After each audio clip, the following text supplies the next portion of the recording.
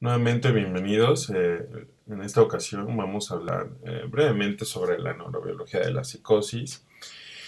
Y en términos generales, cuando hablamos de la neurobiología de la psicosis, debemos entender que en términos, digamos, neuroquímicos, el principal neurotransmisor afectado en esta circunstancia psicopatológica va a ser la dopamina. Tenemos que recordar que en general hay un consenso respecto al número de vías dopaminérgicas, aunque van a poder encontrar en algunos otros textos de fisiología que puede haber un número mayor. Sin embargo, bueno, cuatro van a ser las principales: la infundíbulo-tubular, la nigroestriada, la mesolímbica y la mesocortical. Para el caso de la psicosis, va a ser la vía mesolímbica la que principalmente se va a afectar. ¿Ok? Esta vía tiene que ver con procesos también eh, digamos, de placer, tiene que ver con el circuito de recompensa, ¿no? Está íntimamente ligado con el estriado. Y cuando hay un aumento considerable del tránsito dopaminérgico, lo que vamos a encontrar es precisamente una psicosis. Ahora, de hecho, cualquier enfermedad de carácter inflamatorio puede generar una modificación en la liberación de dopamina y llevarnos a una psicosis, o la pérdida de ciertas neuronas también lo puede llevar a esto. Es por eso que las causas del proceso o las causas que nos lleven a la psicosis van a ser múltiples. Pensemos, por ejemplo, en una demencia. En la demencia hay una pérdida cortical y en algunas ocasiones también subcortical, y esto genera, por supuesto, que se vayan modificando los distintos elementos constituyentes de las vías dopaminérgicas, particularmente, vuelvo a insistir, la mesolímbica y también la mesocortical para el caso de la demencia. Pensemos, por ejemplo, en todo lo que tenga que ver con enfermedades de carácter reumatológico. Lupus, por ejemplo, también va a modificar a este nivel, claramente por el carácter inmunológico de la enfermedad, ¿no? De forma secundaria va a haber esta modificación, vuelvo a insistir, a nivel de la vía mesolímbica. Ahora, si ustedes piensan en enfermedades de carácter psiquiátrico, pensemos por ejemplo en la esquizofrenia, también lo van a encontrar, ¿no? Sin embargo, vamos a ver que no es el único de los aspectos, digamos, biológicos que van a estar afectados en la esquizofrenia. Si ustedes se preguntan, bueno, y también en la depresión, en la manía psicótica, en la depresión psicótica, hay este elemento, digamos, neurobiológico. Sí, sí lo hay. Y es por eso que a lo largo del curso he insistido que la parte, digamos, o la fase psicótica de las distintas enfermedades, sea depresión psicótica, manía psicótica, etcétera, van a ser las de mayor gravedad, por un lado, y que pueden ser un indicio clínico de que el paciente se dirige a una enfermedad de mayor gravedad. ¿Ok? Entonces, es por eso entonces que es importante tener a consideración esto. Ahora, pensemos, por ejemplo, en una de las causas más frecuentes de psicosis van a ser el uso de sustancias. ¿Por qué el uso de sustancias tiene que ver con la psicosis? Hace un momento mencioné que el circuito de recompensa y todo lo que tenga que ver con los efectos hedónicos, placenteros del consumo de drogas, bueno, va a tener un impacto también en la vía mesolímbica, porque precisamente aquí se lleva a cabo, digamos, la parte biológica de este efecto, ¿no? Claramente hay personas que van a ser mucho más vulnerables a irse a un estado donde claramente el tránsito aumenta a este nivel, la vía mesolímbica, y hay otros que van a tardar más, ¿no? Por eso pueden ver individuos que ante la primera toma, por supuesto, se pueden psicotizar, pensemos en cannabis, y hay quienes probablemente nunca lo hagan, ¿no? Para esto también va a depender ciertas cuestiones de carácter genético, ¿no? Por ejemplo, los genes asociados con las enzimas que metabolizan las distintas catecolaminas, en las cuales por supuesto se incluye la dopamina, o genes que estén asociados a los distintos receptores de dopamina, ¿no? Pensemos sobre todo al D2. Ahora, lo que les presento a continuación es una imagen anatómica de la vía mesolímbica, la que ustedes ven en el centro, ¿no? Que tiene que ver, por supuesto, con todos los elementos anatómicos que constituyen el sistema límbico, ¿no? Y que en general van a pasar también por, no únicamente por el estriado como lo mencioné hace un momento, sino también por la corteza frontal, también por el hipocampo, por el giro parahipocampal, también por el lóbulo temporal en general, el núcleo accumbens, por supuesto, y la corteza cingulada, ¿no? Esto lo menciono porque van a haber individuos que ante ciertas circunstancias de carácter emocional van a ser en extremo vulnerables, ¿no? Hay personas que son muy raros, ¿no? Eso sí tengo que aclararlo, que ante ciertos estresores, ¿no? Hay tal vulnerabilidad biológica que pueden llegar a psicotizarse, pero vuelvo a insistir, son en extremo raros, ¿no?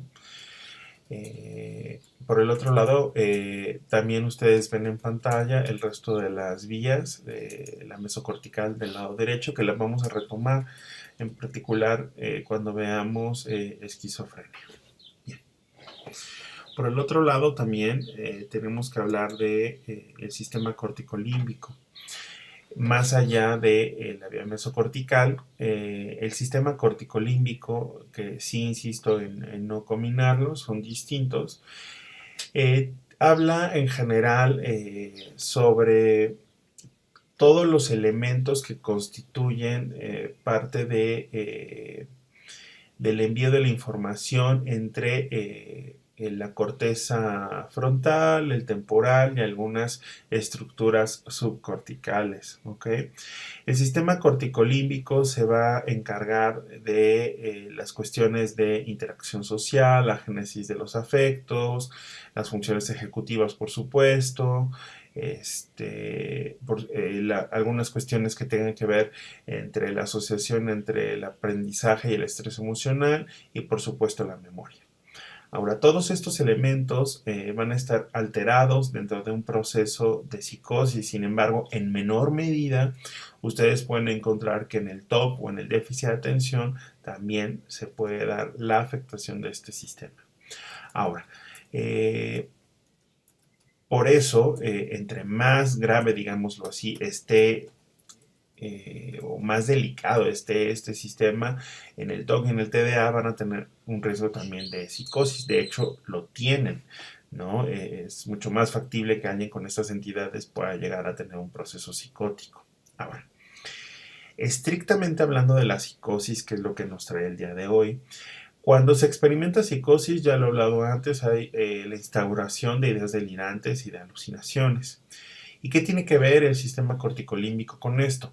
Bueno, la afectación a nivel prefrontal particularmente, ¿no? Nos puede llevar a la génesis de una idea delirante. Recuerden que tiene que ver la idea delirante con la inflexibilidad cognitiva.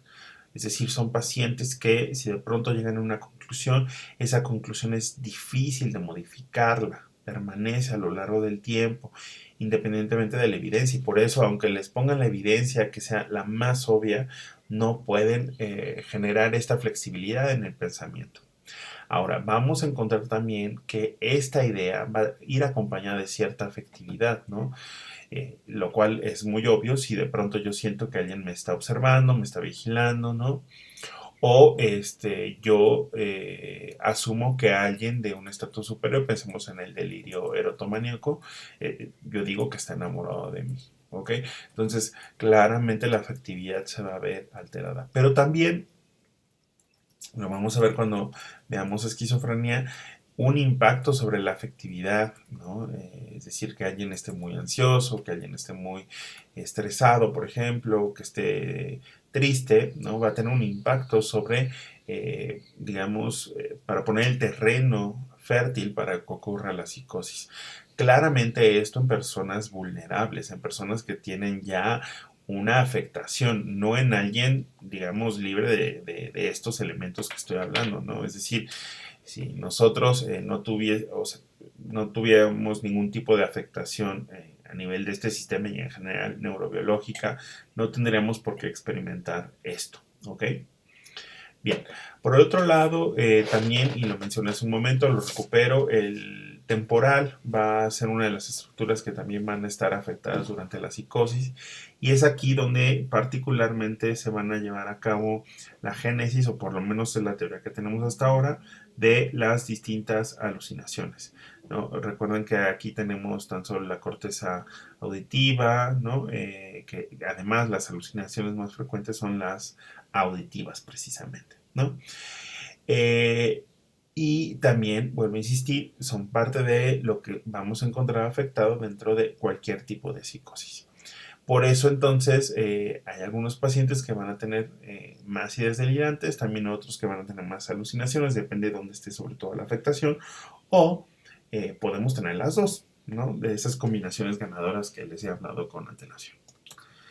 Ahora, independientemente de lo que ya mencioné en términos neurobiológicos, algo que les puede servir eh, para poder ustedes hacer un diagnóstico certero de alguien que llega psicótico al servicio de urgencias es establecer una categoría en términos de la temporalidad y en términos de si son primarias o secundarias. Hablando en términos de la temporalidad, habitualmente le vamos a llamar a una psicosis aguda cuando de forma súbita van a presentar los síntomas de una psicosis, ¿no? Y que además, dentro de esta brevedad de la que estoy hablando, ¿no? No hay datos clínicos previos que sugieran la presencia de una patología mental, ¿no? Habitualmente son debidas a causas médicas o por sustancias, ¿no? Es decir, que yo llevo, digamos, estoy dentro de la normalidad, de pronto yo decido consumir, pensemos nuevamente, cannabis y esto hace que yo me psicotice, ¿no? Vuelvo a insistir, es agudo desde el momento, no hay una evolución tanto de los delirios como de las alucinaciones, cosa que pasa distinto en la crónica, ¿no? Por ejemplo, en la esquizofrenia, que además entra dentro de esta categoría, dentro de la psicosis crónica, habitualmente se va gestando a lo largo de meses, ¿no? El delirio, sobre todo la idea delirante, y va evolucionando poco a poco. Pero antes de que inicie el síntoma psicótico, es muy común que los psicopatólogos descriptivos nos hablen de que hay una sensación apocalíptica en los pacientes, es decir, que de pronto sienten que eh, el mundo está cambiando, no logran reconocer, están totalmente perplejos, si lo podría decir en palabras mucho más sencillas, están sacados de onda, ¿ok? Y entonces a partir de esta modificación claramente, o esta sensación más bien, de que está cambiando todo a su alrededor, estos pacientes entonces poco a poco va a ir apareciendo la idea delirante, ¿ok? Como empiezan inicialmente con una duda, ¿no? ¿Será que me están vigilando? No, puede ser que me equivoque, ¿no? Estamos en el ámbito de lo sobrevalorado, yo espero que lo recuerden, y posteriormente ya se iría a un delirio franco, hecho y derecho, ¿ok? Pero vuelvo a insistir, esto tarda tiempo y tiene que ver con que los sistemas neurobiológicos encargados particularmente el sistema corticolímbico que recién mencioné, ¿no? Van deteriorándose, ¿no? Llega un punto donde dicen ya no puedo más y es ahí cuando va apareciendo poco a poco la psicosis, ¿ok? Pero bueno, insistir, esto en la crónica. Ustedes tienen un paciente con psicosis crónica, tienen que pensar forzosamente en la posibilidad de un paciente con una enfermedad psiquiátrica basal, ¿ok?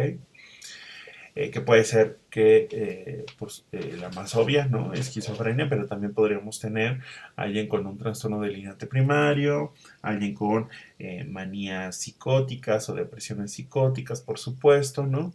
Porque recuerden que para el caso, por ejemplo, de la depresión, ¿no? Va evolucionando también, al igual que la manía, no es que inmediatamente se presenten, sino van evolucionando, particularmente la depresión, ¿ok?